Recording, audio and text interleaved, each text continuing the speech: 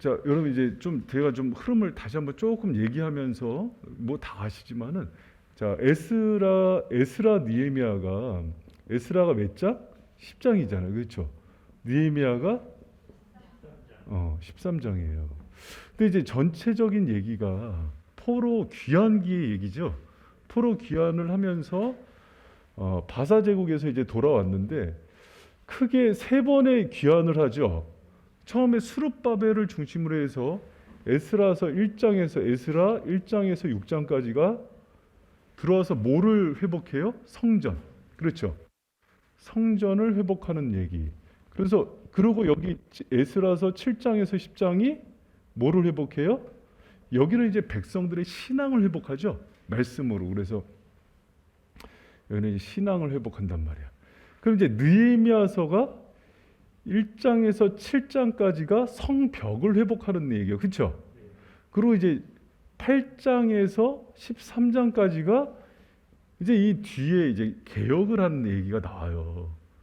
근데 우리가 이제 그 지난 시간에 어디까지 했어요? 느헤미야서 10장까지 했죠. 기억나죠? 1장에서 요 앞쪽으로. 느헤미야서 1장에서 10장까지의 내용을 이렇게 했단 말이에요. 여러분 그 느헤미야서 그러니까 성경을 많이 이렇게 읽잖아요. 그러면 이제 어떤 그 증상이 일어나냐면 앉아서 성경 전체적인 내용들이 이렇게 파노라마처럼 이렇게 눈에 이렇게 지나가요. 아, 1장이 이런 내용이었지. 2장이 이런 내용이었지. 3장이 이런 내용이었지 하면서 앉아서 머릿속에서 성경을 넘겨요. 그럼 재밌겠어요? 안 재밌겠어요?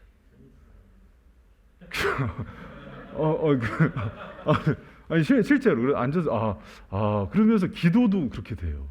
기도도 하면서 하나 그러면서 영감도 오고 실제로.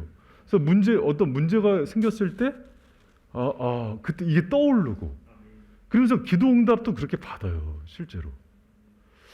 그런데 만약에 그게 좀 부족하면은 그때 느헤미야서 그때 그 말씀이 거기 있었지 하면서 찾아보기도 하고. 근데 그보다 더 좋은 게 느헤미야를 집중적으로 공부하다 보면은 그 흐름이 전체적으로 생각나면서 그렇게 말씀을 받는 거예요. 여러분 말씀 받는다는 걸 뭘로 알았어요? 그렇게 말씀을 받는 거예요. 말씀이 전체적인 것들이 흐름이 잡히고. 그럼 여러분 저하고 한번 느헤미야서를 자 보세요. 지금 저 긴장하지 마시고 그 안 시킬게. 저를 보세요. 편하게. 우리 이제 학교 다니면서 하면은 또 이제 누구 시킬까봐 긴장하는데 편안하게. 지금은 이제 무슨 시간이냐면 이제 끊겼잖아요. 지금 흐름이. 그래서 이제 다음 주부터 이제 다시 11장, 12장 나가려면은 전체 흐름을 잡아야 돼요. 그래서 이제 정리하면서 흐름을 잡아야 큰 말씀의 물결을 타고 쭉 나간단 말이에요. 그 장엄한 그 물줄기를 타고 가야지 그 말씀을 이렇게 물줄기를 타고 갈 때 그 은혜들이 있거든요. 그렇게 가는 거를 이제 배우려면은 자, 1장에 보면 느헤미야서 1장에 어떤 내용이 나왔습니까? 1장에 느헤미야 하나니가 와서 예루살렘 성전이 회파됐다는 얘기를 듣죠. 그러면서 느헤미야가 술 맡은 간원장으로서 그 얘기를 들으면서 울잖아요. 그 소식을 들으면서. 그러면서 그 슬픔이 자신의 사명이 되죠. 그래서 그것을 기도하면서 준비하고 있다가 하나님의 타이밍을 기다렸다 그랬죠. 그래서 제가 이걸 이제 사명이면서 소명인데 느헤미야는 기도만 한 사람은 아니다.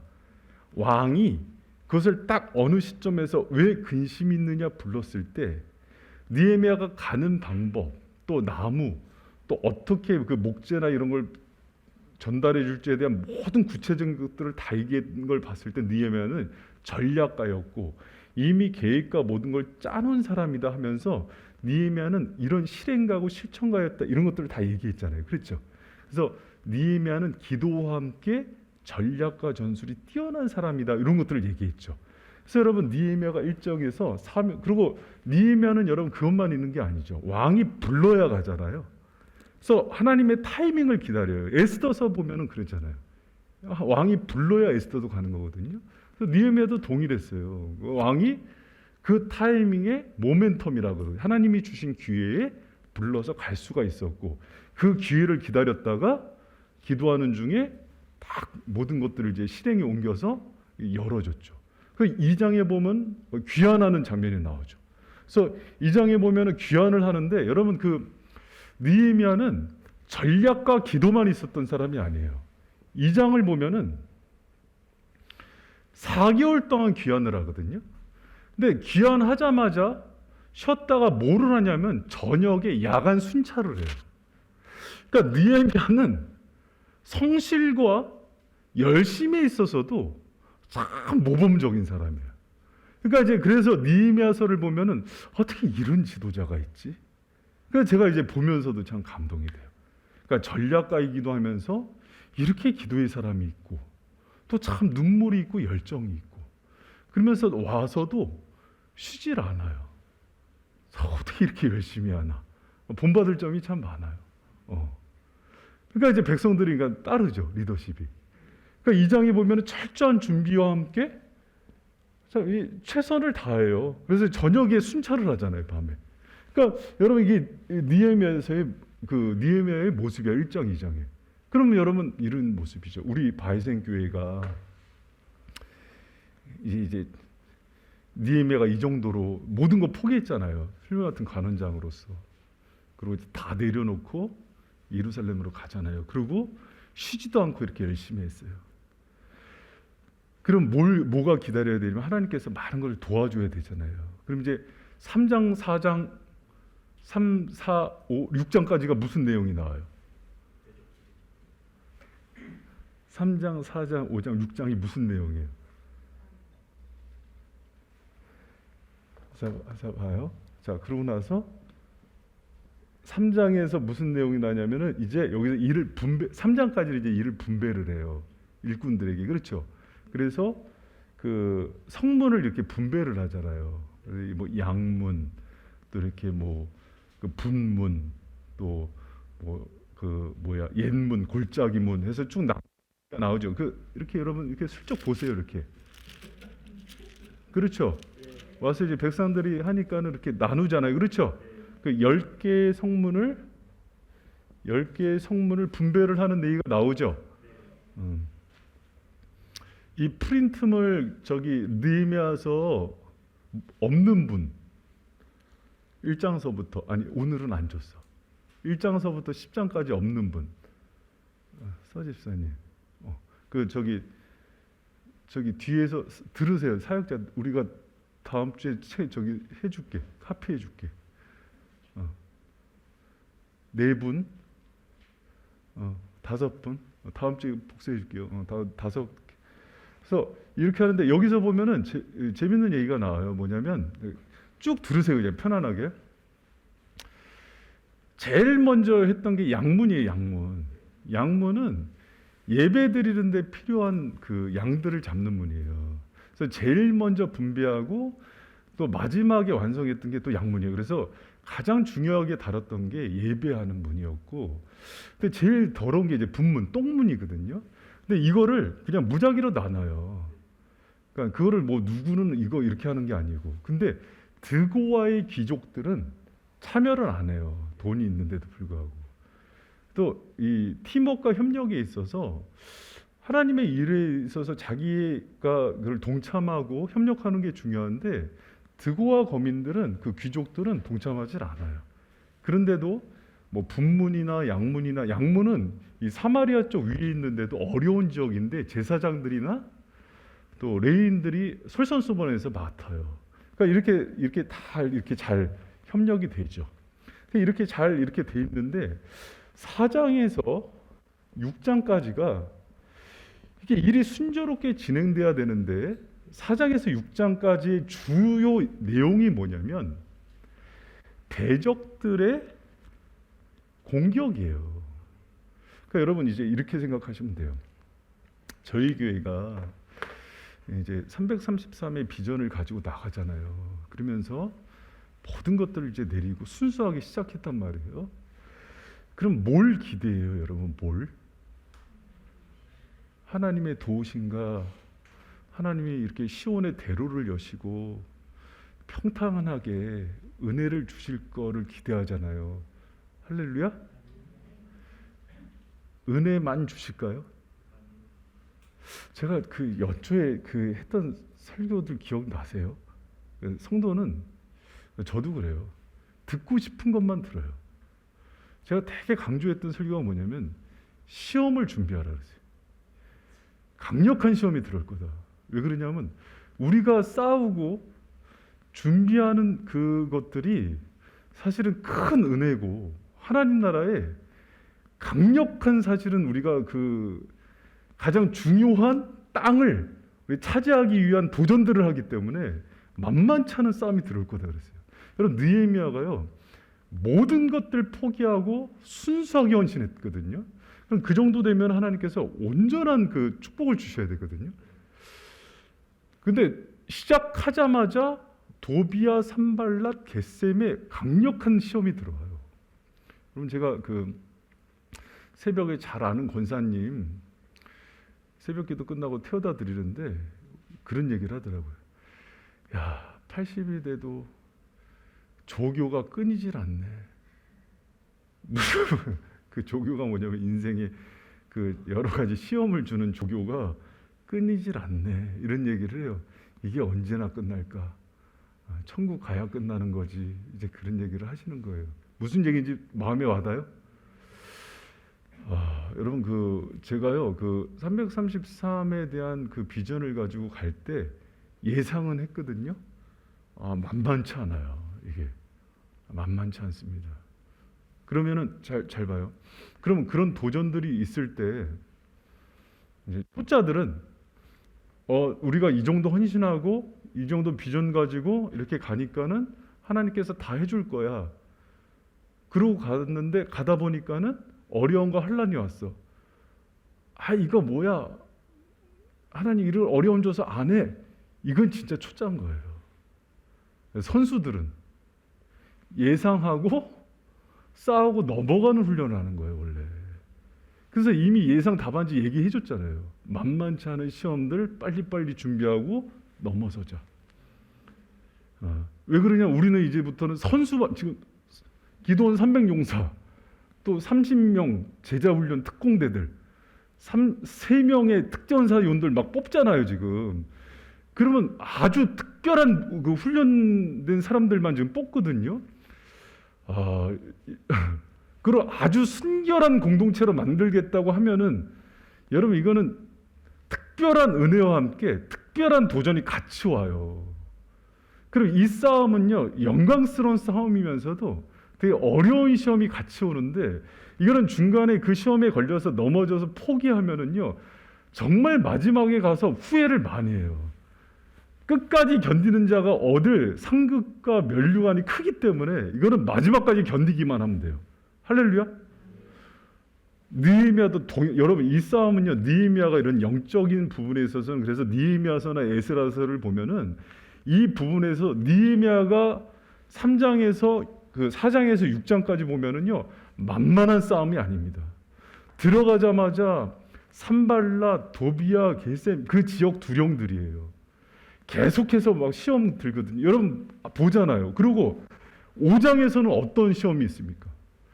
밖에서만 시험이 있는 거 아니에요. 안팎에 있었어요. 안에서는 또 어떤 시험이 있었어요?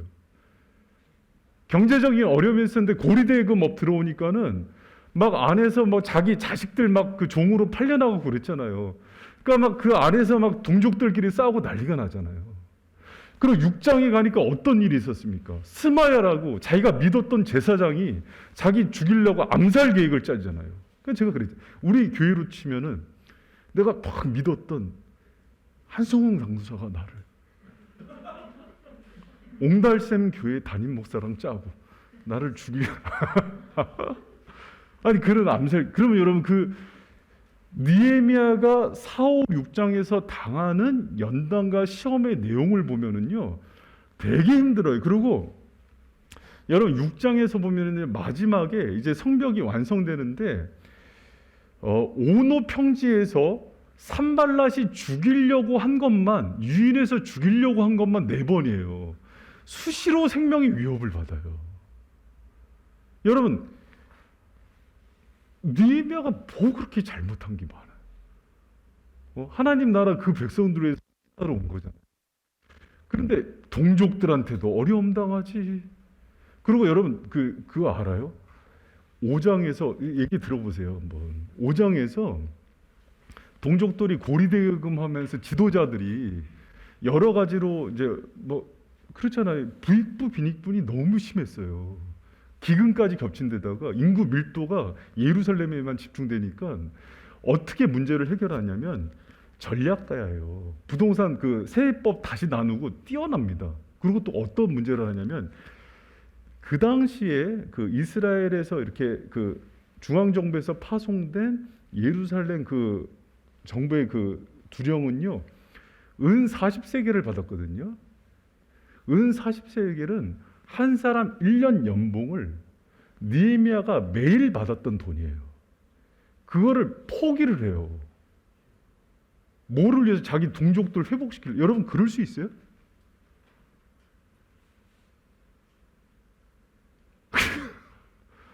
여러분 그럴 수 있어요? 아, 지금 남의 일이라고 여러분 그렇게 쉽게 생각.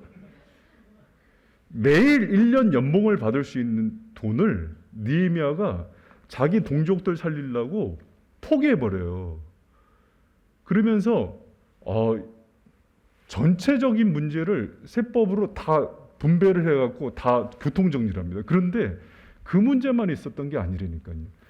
밖으로는 또 사마리아 성 출신의 산발락과 도비아가 자기를 매일 죽이려고 하고, 그 속에서 성벽 재건을 날마다 몸부림치면서 싸우는 거예요. 제가 이제 그 느헤미야에서 묵상하는데, 참 이 싸움, 하나님 참 좀 편하게 가게 하시면 안 되나? 주의 길 가는데 그렇지가 않더라고요. 우리는 주님의 길 가고 내가 양보하고 가니까 평탄하게 갈 줄로 생각하잖아요. 그러지 않아요. 영광되고 좋은 길인데 하나님 도우세요. 함께 가세요. 그러나 그 길이 때로는 높은 산, 또 그게 사망의 골짜기고 가고 위험한 길인데 주님이 함께 가는 길이에요. 할렐루야? 여러분 그걸 생각하셔야 돼요. 우리는 왜 이렇게 하나님한테 심통을 부리냐면, 왜 광야로 인도해요?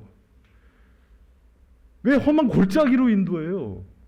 왜 우리를 이렇게 높은 산꼭대기로 이렇게 힘들게 인도해요? 그게 중요한 게 아니에요. 하나님께서 피할 길을 내리고 도우시잖아요.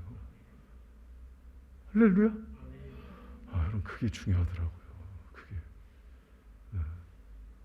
근데 우리가 원하는 길은 편안한 길이에요. 근데 여러분 하나님의 은혜의 길은 편하진 않아요. 편하진 않아요. 은혜의 길은 편하진 않아요.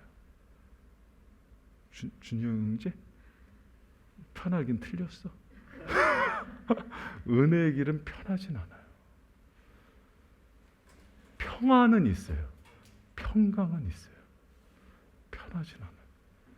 느헤미야가 간 길, 에스라가 간 길은요, 편하진 않아요. 어떤 신앙의 인물이 간 길도 아브라함의 간 길이 편합니까?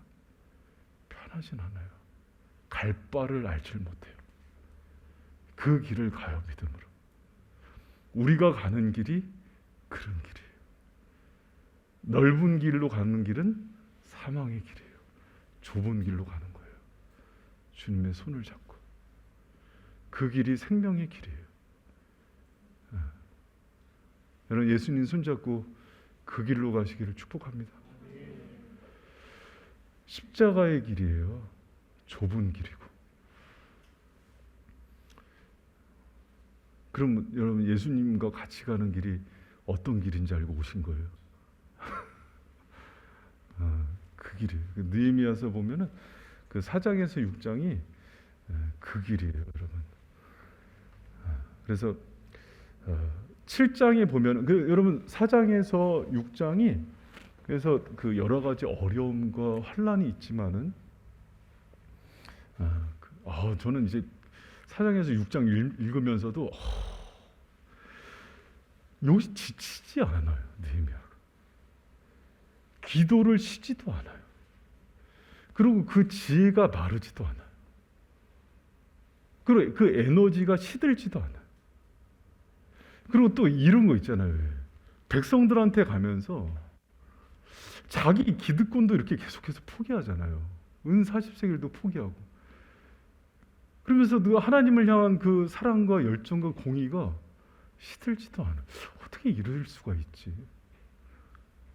이거는요, 그 사람한테 나오는 게 아니에요.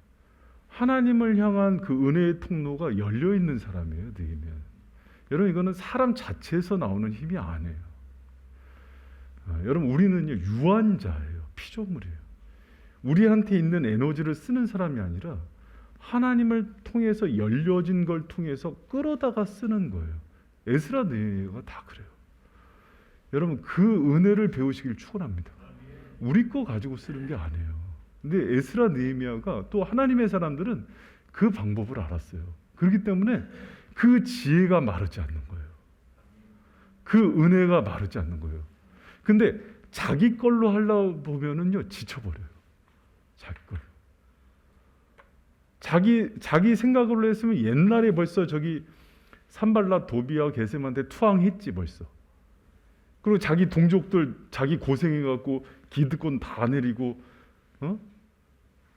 페르시아에서요 저기 자유정 우유정 했던 술 맡은 간원장 다 내리고 왔는데 1년 연봉 얼마예요? 예를 들어서 1년 연봉 한 5천만 원이라고 칩시다.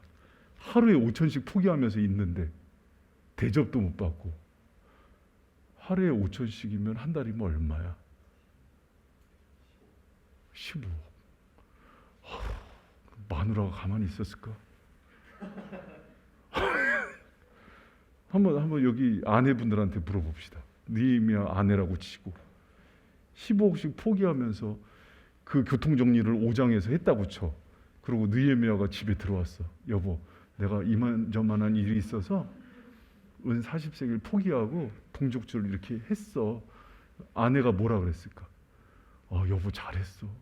정말 당신 하나님의 사람이야. 그랬을까? 보혜자매? 가슴에 손을 얹고 얘기해봐. 보혜 남편이야. 이거 진짜 어려운 일이에요. 이게 진짜. 그래서 그런 얘기를 해요. 정말 자기 남편과 아내가 진짜 그리스도인이 되는 걸 원하지 않는데요. 적당한 그리스도인이 되기를 원한대요. 무서운 얘기죠. 진짜 그리스도인이 되면은 느헤미야처럼 하니까. 여러분, 근데 진짜가 돼야 살아요. 좁은 길로 가야 그게 진짜 생명의 길이에요. 여러분,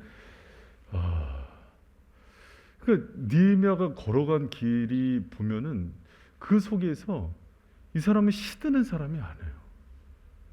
지혜도 그러고 영성도 그러고 그 동족에 대한 사랑도 그러고 하나님. 그리고 이 일이 다 끝났을 때 더 7장에 보면은 이 사람이 이 일을 다 완성하는 게 이제 7장이거든요. 7장. 이렇게 7장 이런 얘기하면은 빨리 펴갖고 이렇게 7장 뭔지 살펴도 보고 이렇게 무슨 얘기인지 이렇게 좀 했으면 좋겠습니다. 네. 왜 그러냐면 그래야지 이제 스토리를 전체적으로 알아야 다음 주에 이제 11장을 이제 따라오요. 7장이 이제 완성하는 거예요. 그래서 여러분 잘 보세요. 성전이 에스라서 1장에서 6장이 완성되고 에스라가 와서 신앙을 7장에서 하고 느헤미야서 1장에서 7장까지가 성벽이 완성된다 그랬잖아요. 그렇죠? 성벽 완성되는 반이 대적들의 방해라니까요. 그럼 교회를 개척한다. 선교를 한다. 우리가 신앙으로 주님 주신 비전으로 선교적 기업을 완성한다. 반이 그런 싸움이에요. 내가 그런 아름다운 비전을 꿈꿨으니까 좋은 일이 있겠다? 아니라니까요, 여러분. 그걸 준비하는 거라니까요. 그 신앙은. 내가 이제 올해 청년부 임원이 됐으니까 아름다운 일을 도모하니까 다 나를 돕겠지?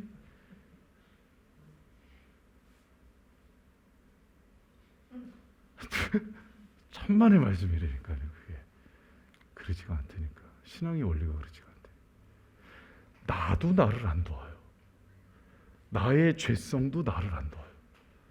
나의 육도 나를 가만히 안 둬요. 치열한 싸움이라니까. 이 영적 전쟁이라니까.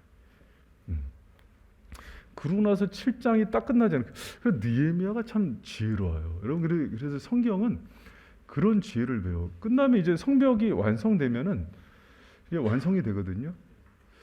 좀 이제 적당히 쉴만하잖아요. 근데 느헤미야 쉬지 않아요. 7장을 보면 뭘 하냐면은 건물이 완성된 게 아니에요. 하나님의 사람들을 배치를 합니다. 그 성벽과 성전을 관리할 레위인과 제사장과 충성된 행정가들을 세팅을 해요. 참 그러니까는 전략가예요. 그러니까 그런 것들을 배우는 거예요. 그래서 7장을 보면은 그 얘기가 거기까지가 하면서 성벽이 완성된 게 나오는 거예요. 그래서 7장까지의 이야기가 성벽이 완성된 얘기가 나와요. 그리고 이제 얘기가 끝났으니까 이제 8장부터는 뭐 특별한 얘기가 없네 했는데, 사실은 이제 성벽과 성전을 완성한 거는 뭐 때문에 한 겁니까? 예배 드리려고 한 거죠.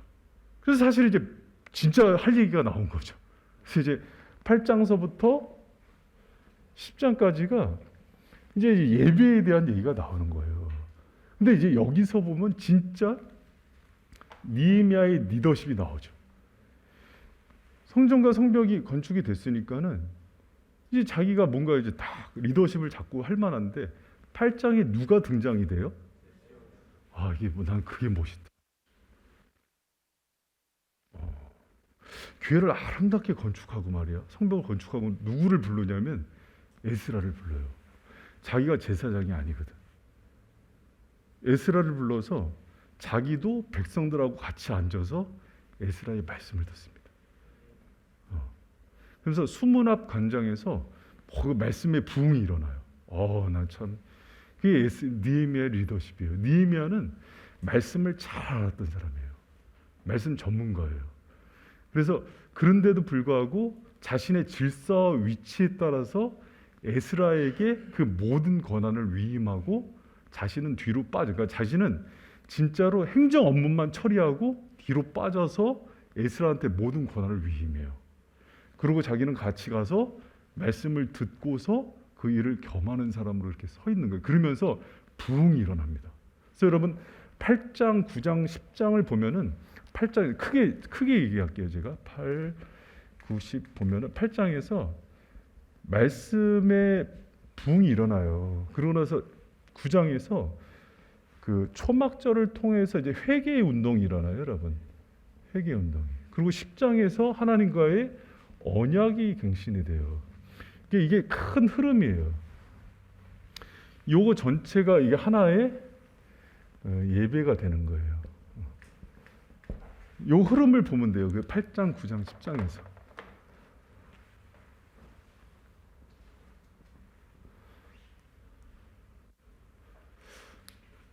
에스라가 말씀을 전하는데 말씀 끝에 말씀을 여러분 그 말씀을 잘 강론하면은 말씀을 통해서 중요한 거를 이렇게 발견해요.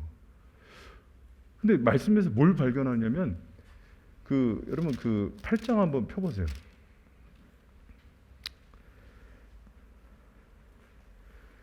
8장 13절 한번.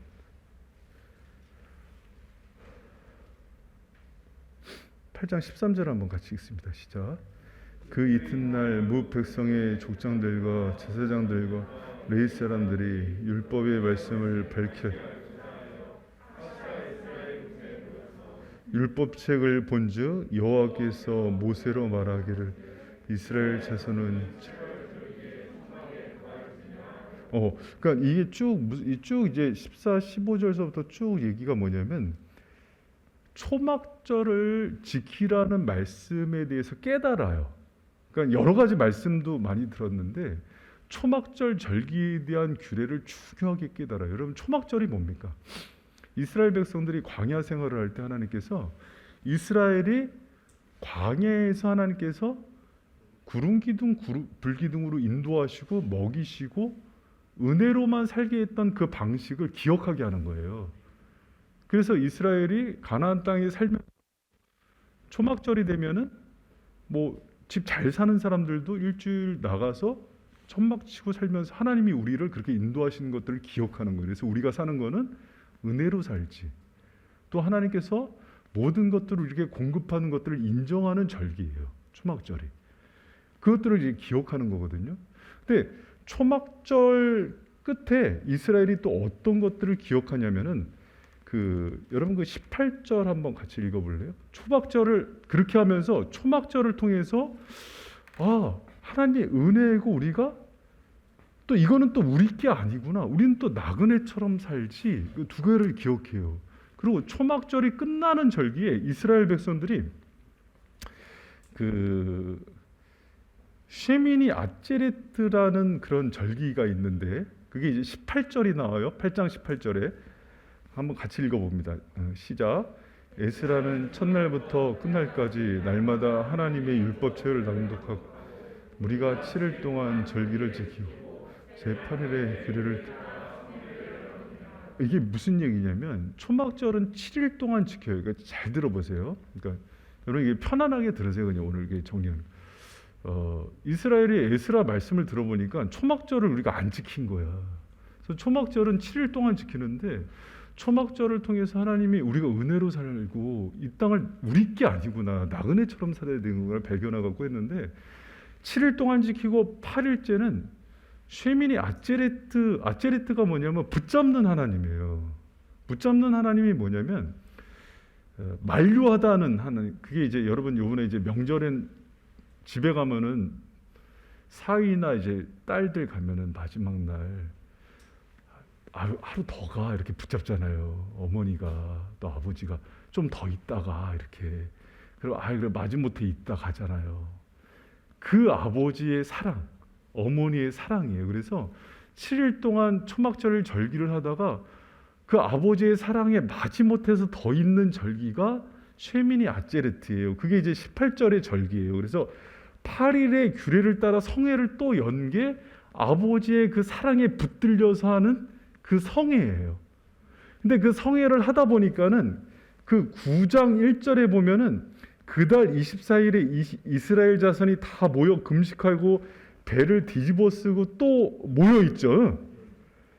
그러면서 이제 그 3절에 보니까 여호와의 율법책을 또 낭독하는데 이게 뭐냐면 이제 시마토라라 그래요. 그러니까 이제 우리 초막절 끝에 나오는 두 개의 절기가 더 있는데 그거 하나가 쉐미니 아체레트라는 것과 함께 시마토라는 뭐냐면은 그렇게 만류해서 앉아서 있다 보니까 하나님의 사랑에 앉아서 이렇게 눌러 앉았다 보니까 말씀이 즐거워서 눈이 떠진 거예요. 그래서 그 말씀이 너무 달콤해 갖고 막 듣다 보니까는 아버지 상이라기 깨달아서 막 눈물이 나는 거야. 그래서 9장에 나오는 게 뭐냐면은 회개와 통회예요. 우리는 회개에 통회하면은 뭔가 막 이렇게 어떻게 생각하면 막 혼나갖고 우는 걸로 알고 있잖아요. 그게 아니라 말씀을 듣고서 초막절과 은혜 가운데 깨달았네. 초막절의 원리 가운데. 그러고 나서 아버지의 붙드는 사랑 가운데 내가 거했네. 그리고 말씀이 즐거워서 기쁨 가운데 있다 보니까는 갑자기 그 말씀의 기쁨 가운데 내가 거하는 가운데 이렇게 감동이 돼서 녹아져서 나오는 눈물이 나를 녹이는 게 회개인 거예요. 무슨 말인지 알겠죠? 우리는 제가 요새 좀 많이 이렇게 좀 뉘우치고 회개하고 있는 대목 중에 하나예요. 3부 때 제가 청년들한테 요새 좀 호통을 치거든요. 근데 그렇게 호통을 쳐서 변화되는 게 아니에요. 사람이 일단 미안해 내가 실력이 없어서 그런 건데 원래는 하나님의 말씀을 그분의 심정과 은혜로 설교자가 잘 강론을 하잖아요. 그래서 듣는 사람이 그분의 은혜를 깨닫고 녹아져서 즐거워하다 보면은 그 기쁨에 녹아져서 나오는 눈물로 변화가 되는 게 회개예요. 근데 이게 그래서 회개가 신기하게 눈물은 나는데 웃어요. 그래서 그런 사람이 두 사람이에요. 미친 사람하고 성령 받은 사람, 그게 이해가 되는 거예요. 아, 그래서 왜 막 우는데 웃지? 그래서 이제 그 성령 받지 못한 남편이 이상한 거예요. 우리 아내가 이상하다. 웰컴 투 동막골에 보면은 꼬꼬꼬 막 그 있잖아요, 미친 언니. 그런 증세가 나타나요. 이게 성령 받은 사람은 그걸 알아요. 너무 눈물이 흐르고 막 통해가 되는데 이 영적인 그 은혜와 그 카타르시스가 나를 행복하게 만들어요. 이 할렐루야? 이 받은 이 사랑을 알 사람이 없도다. 할렐루야? 이거를 어떻게 이 세상 사람들이 몰라요. 그래서 그리스도인들을 저 사람들이 세술에 취했다. 이 사람들이 미쳤다. 그래서 핍박을 하는 거예요. 이제 이해가 됐죠. 근데 이 말씀을 통해서 이렇게 변화가 일어나고 말씀을 통해서 희열을 느끼고 그 말씀이 즐거워서 녹아져 내린 10년 가운데 더 거해서 시마토라 그 말씀 가운데 녹아서 그 사랑에 너무 기뻐하다 보니까 자신의 죄까지도 다 통해가 되는데 기쁨을 누리는 사람. 그러니까 이게 그리스도인이에요. 그래서 9장에 그런 회개가 나오는 장면이에요. 지금 8장의 그 말씀을 통해서 시마토라가 회개를 느끼고 그래서 10장으로 넘어가면은 언약을 맺어요. 그러니까 보면 이제 명단이 엄청 나와요. 느헤미야는. 근데 10장에 그 나오는 그 언약이 이제 이 언약이 계약이 아니라 언약이란 말이지. 이 언약은 이 사람이 변해도 하나님은 바뀌지 않아요. 할렐루야. 계약은 이 사람이 바뀌면은 하나님은 안 해줄 수도 있잖아요. 변하지 않는 그 동일한 사랑으로 하나님이 사랑해 주시는 거예요. 그 언약을 맺는 거예요. 그래서 우리 하나님은 언약의 하나님이라고 그러잖아요. 그 이스라엘 백성과 하나님이 언약을 맺고 이스라엘 백성도 하나님과 그 언약을 맺는데 어떤 내용의 언약을 맺냐면 10장에 보니까 세 가지를 맺어요. 이방인과 결혼하지 않겠고 10장 여러분 그 보면 그 내용이 족보가 쭉 나오거든요. 그래서 이방인과 결혼하지 않는 신앙에 결혼하지 않는다는 얘기는요. 대부분 이제 신앙의 순결성 얘기하는 거예요. 그리고 이제 두 번째가 안식일을 지키겠다. 그런 여러분 안식일 문제는요. 내가 열방 가운데서 하나님을 섬기는 사람들로서 살아가겠다는 결단이에요. 그리고 성전을 생면처럼 돌보겠다.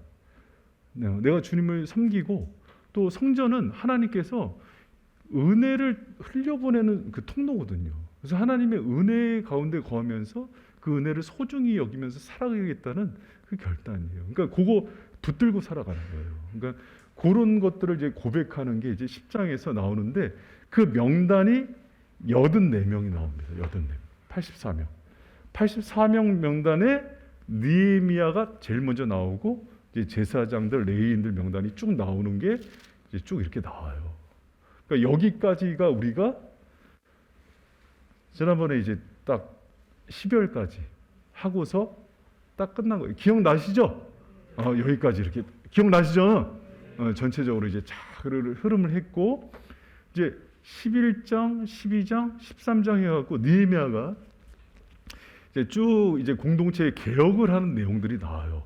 남겨진 개혁을 하면서 공동체를 이제 변화시키는 내용이 나오는데 여러분 우리 이제 교회를 개혁교회라 그러거든요. 리폼드 처치라 그러는데 교회는 불완전하죠. 여러분 이거 생각하셔야 돼요. 제가 초급 제자훈련 교재에 육가의 예문에 이런 내용을 썼어요. 어떤 집사님이 담임 목사님한테 스펄전 목사님이 했던 얘기예요. 와서 목사님 나 이 교회 못 다니겠다고 사람들이 너무 부족하고 연약해서 이 교회 못 다닐 테니까는 좀 온전한 교회 소개시켜 달라고. 그러니까 이제 담임 목사님이 집사님 나도 그런 교회 못 봤는데 그런 교회 찾으면 집사님은 그 교회 가면 안 된다고. 왜 안 될까요? 그 교회 가면 집사님이 불완전하니까. 그렇죠. 집사님이 죄인이니까는 그 교회 가면 그 교회가 불완전해지니까 안 되는 거예요. 그래서 스펄전 목사님 했던 얘기예요. 여러분, 지상 교회는 다 불완전해요. 그래서 리폼드 처치라고 그래요. 교회는 계속해서 개혁해 가야 돼요. 그래서 어떤 교회가 좋은 교회냐면은 끊임없이 개혁하고 고쳐 나가는 교회가 좋은 교회예요. 그걸 향해서 열려 있는 교회, 수정해 나가는 교회. 그래서 이제 느헤미야서 11장서부터 13장의 내용은 이제 그런 내용들을 담고 있어요. 계속해서 이제 개혁해야 되는 교회. 여러분, 이제 우리 바이센 교회가 앞으로 이제 12년차 이후로 이제 쭉 나갈 때 계속 그런 교회가 돼야 되는 거예요. 여러분, 그 교회가 약간 좀 부끄러운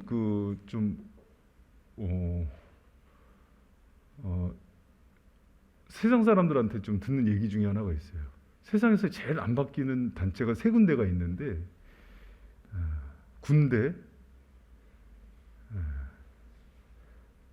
법조인들, 교회가 제일 안 바뀐다, 이런 얘기를 해요. 여러분, 그러면 안 돼요. 교회는 오히려 잘못된 것들을 빨리 고칠 수 있는 능력이 있어야 돼요. 유연해야 되고, 조직이 또 그런 것들을 개선할 수 있는 힘이 있어야 되고, 자기를 치고 고칠 수 있는 그런 힘들이 있는 그 교회가 건강한 교회입니다. 여러분, 그런 교회가 될 수 있도록 또 바이셈이 그런 교회가 됐으면 좋겠어요. 그런 의미에서 제가 다음 주부터 11장서 다음 주부터 할 거예요. 다음 주부터 11장서부터 13장을 이제 한 2주 정도 할 것 같아요. 제가 2주에 나눠서 하는데 꼭 읽어보세요, 여러분. 꼭 읽어보시고 느헤미야서를 다음 주에 한 3번 정도 쭉 한번 읽어보셨으면, 제가 이렇게 다시 한번 이렇게 읽는데 너무 은혜가 되는 거예요. 너무 은혜가 되고, 제가 또 이제 진도에 대한 그 또 압박감이 있잖아요. 근데 오늘 딱 들으면서 그러면 안 되겠다. 하나님 말씀을 너무 진도에 연연하면 안 되겠다. 은혜를 소중히 여기고, 여러분 정말로 한번 앉아서, 제가 오늘 그런 글을 앉아서 저도 쭉 그냥 말씀을 사모하는 마음으로 쭉 읽었어요. 근데 너무 은혜가 되는 거예요. 여러분 한번 꼭 그렇게 읽어보세요. 쭉 읽어보시고 말씀을 양식 삼아서 쭉 읽어보시고, 제가 너무 은혜를 받았어요 오늘. 그래서 저도 바쁠 거 아니에요. 바쁜데 바쁘기 때문에 때로는 저도 말씀 자체를 막 강의하려고 설교하려고 막 살필 때가 있어요. 근데 그러면 은혜가 안 돼요. 그냥 말씀 자체를 놓고 그냥 제가 하나님의 말씀으로 대하면서 읽었는데 너무 은혜가 되는 거예요. 여러분, 그렇게 느헤미야서 말씀을 그렇게 사모하는 마음으로 다음 주에 꼭 한번 읽어보세요. 너무 힘이 돼서 그래요. 제가 진짜 너무 힘이 되고, 그렇게 해서 저하고 지금 저희한테 꼭 필요한 말씀이 이 뒷부분이. 그래서 꼭 읽어오시면은 저하고 같이 제가 한 2주 동안 다음 주랑 그 다음 주에서 11장, 12장, 13장을 여러분하고 이렇게 나누고 나서 제가 사도신경하고 요리문답서 해갖고 올해는 이렇게 나가도록 하겠습니다. 아셨죠? 네네. 그러고 나면은 이렇게 하고, 또 끝나고 나면 제가 에스라 느헤미야서는 들은 분들, 요번까지 들어온 분들까지 책을 제보내 드릴게요. 이렇게 한정판으로 나가잖아요. 우리 항상. 그래서 뭐 추가로 해줄 수 없느냐 막 하는데, 이건 우리 전통이에요. 딱 이렇게 한정판으로 이렇게 딱 해갖고 뭐 별로 좋은 책도 아닌데 한정판으로. 그럼 제가 좀 이제 자랑 하나만 할게요. 이게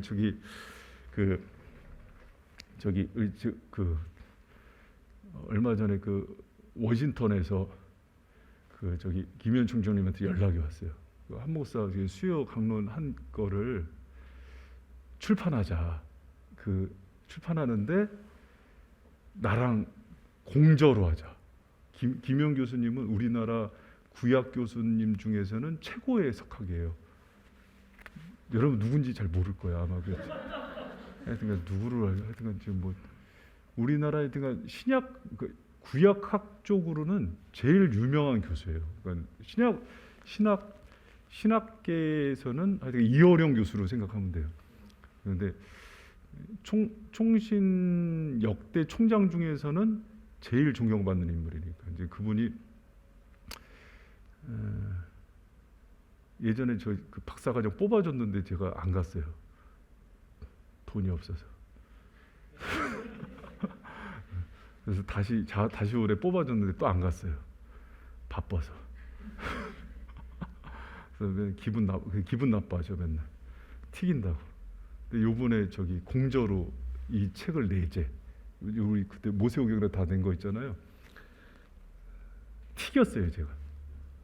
어떻게 같아요? 버릇없는 제자죠. 뭐라고 튀겼냐면 아닙니다. 교수님 이름으로 다 내세요. 제가 그냥 올려드리겠습니다. 괜찮지 않아요? 제가 왜 그러냐면 제 이름으로 내면 장사가 잘 안 될 것 같습니다. 총장님 이름으로 내야지 좀 장사가 잘 될 것 같아요. 그러더니 교수님이 그랬더니 아유. 여러분 원래 김효영 교수님이 김지찬 교수님 스승이에요. 또 김지찬 교수가 누군지 알아야지 또. 몰라 하여튼 김지찬 교수가 지금 총심내 김희석 교수라고 있는데 그분의 스승이 하여튼 그래요 지금 족보가. 그러니까 지금 한국교계의 최고의 구약학을 잇는 계보의 스승들이에요. 근데 이제 그분들 중에 가장 지금 살아있는 분들의 가장 이제 높은 분인데 그분이 이제 워싱턴에 있는데 3월에 들어올 거야. 근데 이제 그분이 이거를 이제 책을 같이 이제 본인하고 내자. 그래서 여러분 잘하면 여러분 좀 바빠질 수도 있어요. 이렇게 얘기하니까 이제 안 믿는 것 같아. 그래서 이제 같이 낼까요 말까요?